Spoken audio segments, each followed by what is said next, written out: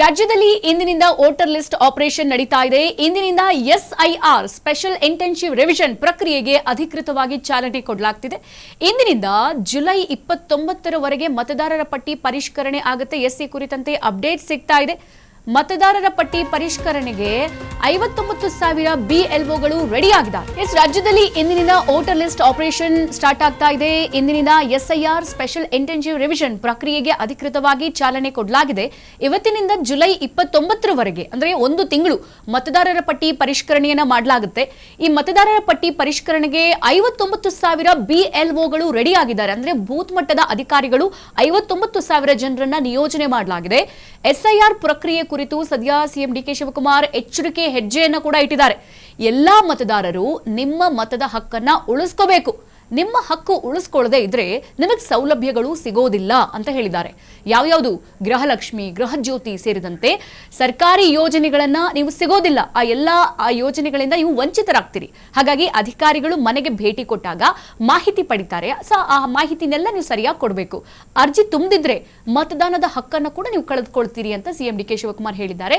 ಮತ್ತು ಎಸ್ಐಆರ್ ಪ್ರಕ್ರಿಯೆ ಕುರಿತು ಸಿಎಂ ಡಿಕೆಶಿ ಎಚ್ಚರಿಕೆ ಹೆಜ್ಜೆಗಿನ್ನ ಇಟ್ಟಿರುವಂತದ್ದು ನಾವು ಗಮನಿಸಬೇಕಾಗಿದೆ. ಯಾಕಂತಂದ್ರೆ ನಾವು ಗಮನಿಸಿದೀವಿ, ಈ ಎಸ್ಐಆರ್ ಅನ್ನುವಂಥದ್ದು ಸ್ಪೆಷಲ್ ಇಂಟೆನ್ಸಿವ್ ರಿವಿಷನ್ ಇದನ್ನ ಮಾಡ್ತಾ ಇರೋದೇ ಸೊ ಯಾರೆಲ್ಲ ಅರ್ಹರಿದ್ದಾರೆ, ಜೊತೆಗೆ ಯಾರೆಲ್ಲ ಅನರ್ಹರಿದ್ದಾರೆ, ಯಾರೆಲ್ಲ ಮರಣ ಹೊಂದಿದ್ದಾರೆ, ಮತ್ತೆ ಯಾರೆಲ್ಲ ಹೊಸದಾಗಿ ಮತ ಹಾಕ್ತಿದ್ದಾರೆ, ಸೊ ಈ ಎಲ್ಲ ಆಯಾಮದಲ್ಲೂ ಕೂಡ ಹೊಸ ಮತವನ್ನ ಪರಿಷ್ಕರಣೆ ಮಾಡೋದಕ್ಕೆ ಈ ಒಂದು ಎಸ್ಐಆರ್ ಪ್ರಕ್ರಿಯೆಯನ್ನ ಜಾರಿಗೆ ತಂದಿರೋದು. ಅದು ಕೂಡ 2028ರ ಎಲೆಕ್ಷನ್ ಬಹಳ ಒಂದು ಪ್ರತಿಷ್ಠೆಯ ಎಲೆಕ್ಷನ್ ಆಗಿರೋದ್ರಿಂದ ಕೇಂದ್ರ ಕೂಡ ಬಹಳ ಮುತುವರ್ಜಿ ವಹಿಸಿ ಎಸ್ಐಆರ್ ತಂದಿರುವಂತದ್ದು. ಹಾಗೆ ರಾಜ್ಯ ಸರ್ಕಾರ ಕೂಡ ಈ ಎಸ್ಐಆರ್ ಅನ್ನ ನೀವು ಕಂಪ್ಲೀಟ್ ಮಾಡಿದ್ರೆ ಮಾತ್ರ ನಾವು ರಾಜ್ಯದಲ್ಲಿ ಘೋಷಿಸಿರುವಂತಹ 5 ಗ್ಯಾರಂಟಿಗಳನ್ನ ಕೂಡ ನೀವು ಪಡೆಯೋದಕ್ಕೆ ಸಾಧ್ಯ. ಅದು ಗೃಹ ಜ್ಯೋತಿ ಆಗಿರ್ಬೋದು, ಗೃಹಲಕ್ಷ್ಮಿ ಆಗಿರ್ಬೋದು, ಎಲ್ಲಾ ಒಂದು ಈ 5 ಸ್ಕೀಮ್ಗಳನ್ನ ಕೂಡ ನೀವು ಪಡಿತೀರಾ. ಸೊ ಎಸ್ಐಆರ್ ಪ್ರಕ್ರಿಯೆ ಬೂತ್ ಮಟ್ಟದ ಅಧಿಕಾರಿಗಳು ಮನೆಗೆ ಬಂದಾಗ ದಯವಿಟ್ಟು ಎಲ್ಲ ಮಾಹಿತಿಯನ್ನ ಕರೆಕ್ಟ್ ಆಗಿ ಹೇಳಿ. ಸೊ ಎಷ್ಟು ಜನ ವರ್ಕ್ ಮಾಡ್ತಿದ್ದೀರಾ, ಎಷ್ಟು ಜನ ಮನೇಲಿ ಇದ್ದೀರಾ, ಎಷ್ಟು ಜನ ಇದ್ದೀರಾ, ಅದರ ಜೊತೆಗೆ ನೀವು ಟ್ಯಾಕ್ಸ್ ಕಟ್ತಾ ಇದ್ದೀರಾ, GST ಕಟ್ತಿದ್ದೀರಾ, ಅದನ್ನ ಹೊರತುಪಡಿಸಿ ಈ ವರ್ಷ 18 ವರ್ಷ ತುಂಬಿದವರು ಯಾರಾದರೂ ಇದ್ದಾರಾ, ಮರಣ ಹೊಂದಿದವರು ಯಾರಾದರೂ ಇದ್ದಾರಾ, ಜೊತೆಗೆ ಬೇರೆ ರಾಜ್ಯಕ್ಕೆ ಯಾರಾದರೂ ವಲಸೆ ಹೋಗಿದ್ದಾರಾ, ಅಥವಾ ಅವರು ವೋಟರ್ ಲಿಸ್ಟ್ ಇನ್ನ ನಿಮ್ಮ ಮನೆಯಲ್ಲಿ ನಿಮ್ಮವರ ಜೊತೆಗೆ ಇದೆಯಾ. ಸೊ ಎಲ್ಲ ಆಯಾಮದಲ್ಲೂ ಕೂಡ ಪ್ರಕ್ರಿಯೆ ನಡೆಯುತ್ತೆ. ಅಂತ ಸಂದರ್ಭದಲ್ಲಿ ಹಾಗೇನಾದರೂ ಇದ್ರೆ ದಯವಿಟ್ಟು ನೀವು ಅಧಿಕಾರಿಗಳಿಗೆ ಮಾಹಿತಿ ಕೊಟ್ಟು ಸೊ ಅದನ್ನ ಪರಿಷ್ಕರಣೆ ಮಾಡಬೇಕು. ಯಾರಾದರೂ ಮರಣ ಹೊಂದಿದ್ರೆ ದಯವಿಟ್ಟು ಅದನ್ನ ಕಟ್ ಮಾಡಿಸ್ಬಿಡಿ, ತೆಗೆಸ್ಬಿಡಿ, ಇಲ್ಲ ಇವರಿಲ್ಲ ಅಂತ ಹೇಳಿ. ಹಾಗೆ 18 ವರ್ಷ ತುಂಬಿದ ಯಾರಾದರೂ ಮಕ್ಕಳಿದ್ರೆ ಮನೇಲಿ ಅದನ್ನು ಕೂಡ ಹೇಳಿ, ಈ ವರ್ಷ ನನ್ನ ಮಗ 18 ವರ್ಷ ತುಂಬಿದಾನೆ, ಸೊ ಇವನು ಈ ವರ್ಷದಿಂದ ವೋಟ್ ಹಾಕೋದಕ್ಕೆ ರೆಡಿ ಇದ್ದಾನೆ ಅಂತ ಆ ಹೆಸರು ಹೇಳಿದಾಗ, ಜೊತೆಗೆ ಇನ್ನೊಂದು ನಿಮ್ಮ ಹೆಸರು ಬಿಟ್ಟು ಹೋಗಿದ್ರೆ ಈ ವೋಟರ್ ಲಿಸ್ಟ್ ಅವ್ರ ಹತ್ರ ಕೂಡ ಅರ್ಜಿಗಳಿರುತ್ತೆ, ಜೊತೆಗೆ ನಿಮ್ಮ ವೋಟರ್ ID ಲಿಸ್ಟ್ ಕೂಡ ಅವ್ರ ಹತ್ರ ಇರುತ್ತೆ. ಇವೆಲ್ಲ ಆಯಾಮದಲ್ಲೂ ಕೂಡ ಪರಿಷ್ಕರಣೆ ಮಾಡ್ತಾರೆ. ಮತ್ತೆ ನಿಮ್ಮ ಹೆಸರು ತಪ್ಪಾಗಿ ನಮೂದನೆ ಆಗಿದ್ರೆ ಕೂಡ ಆಧಾರ್ ಕಾರ್ಡ್ ಅನ್ನು ಕೊಟ್ಬಿಟ್ಟು ನೀವು ಅಲ್ಲೇ ಕರೆಕ್ಷನ್ ಕೂಡ ಮಾಡ್ಕೋಬಹುದು. ಸೊ ಬಹಳ ಒಳ್ಳೆ ರೀತಿಯಲ್ಲಿ ನೀವು ಹೋಗಿ ಬೆಂಗಳೂರನ್ನು ಅಲ್ಲೆಲ್ಲ ಕ್ಯೂ ಅಲ್ಲಿ ನಿಂತು ಕಾಯುವಂತ ಪರಿಸ್ಥಿತಿ ಇಲ್ಲ. ರಾಜ್ಯ ಸರ್ಕಾರ ಒಂದೊಳ್ಳೆ ಆಯೋಜನೆಯಲ್ಲಿ ಎಸ್ಐಆರ್ ತಂದಿರುವಂತದ್ದು, ಅದು ಕೂಡ ನಿಮಗೆ ಒಳ್ಳೆ ಆಗುವಂತ ನಿಟ್ಟಿನಲ್ಲಿ. ಹಾಗಾಗಿ ಸದ್ಯ ಎಸ್ಐಆರ್ ಕುರಿತು ಡಿಕೆ ಶಿವಕುಮಾರ್ ಕೂಡ ಬಹಳ ಎಚ್ಚರಿಕೆ ಹೆಜ್ಜೆಯನ್ನು ಇಟ್ಟಿದ್ದಾರೆ. ಜೊತೆಗೆ ರಾಜ್ಯದ ಜನರಿಗೆ ಒಂದು ಮನವಿಯನ್ನ ಕೂಡ ಮಾಡ್ಕೊಂಡಿದ್ದಾರೆ. ಅಧಿಕಾರಿಗಳು ಮನೆಗೆ ಬಂದಾಗ ದಯವಿಟ್ಟು ಸರಿಯಾದ ಮಾಹಿತಿಯನ್ನ ಕೊಡಿ. ಸೊ ನೀವು ತಪ್ಪು ಮಾಹಿತಿ ಕೊಡೋದು, ಆಮೇಲೆ ವೋಟ್ ಹಾಕೋದಕ್ಕೆ ಹೋದಾಗ ನಿಮ್ಮ ಹೆಸರು ಇರಲಿಲ್ಲ ಅಥವಾ ನಿಮ್ಮ ಹೆಸರು ತಪ್ಪಾಗಿದೆ, ನಿಮಗೆ ವೋಟ್ ಮಾಡೋದಕ್ಕೆ ಯಾವುದೇ ರೈಟ್ಸ್ ಇಲ್ಲ, ಈ ತರದ ಆವಾಗ ಈ ಗಲಿಬಿಲಿಗಳು ಬೇಡ. ಹಾಗಾಗಿ ಈಗಲೇ ಮತ ಪರಿಷ್ಕರಣೆ ಮಾಡುವಂತ ಸಂದರ್ಭದಲ್ಲಿ ಅಧಿಕಾರಿಗಳು ಬರ್ತಾರಲ್ಲ, ಈಗಲೇ ಪರಿಷ್ಕರಣೆ ಮಾಡ್ಕೊಳ್ಳಿ, ತಪ್ಪಿದ್ರೆ ಸರಿ ಮಾಡ್ಕೊಳ್ಳಿ ಅಂತ ಹೇಳಿಬಿಟ್ಟು ಡಿಕೆ ಶಿವಕುಮಾರ್ ರಾಜ್ಯದ ಎಲ್ಲಾ ಜನರಿಗೂ ಕೂಡ ಮನವಿಯನ್ನ ಮಾಡ್ಕೊಂಡಿದ್ದಾರೆ.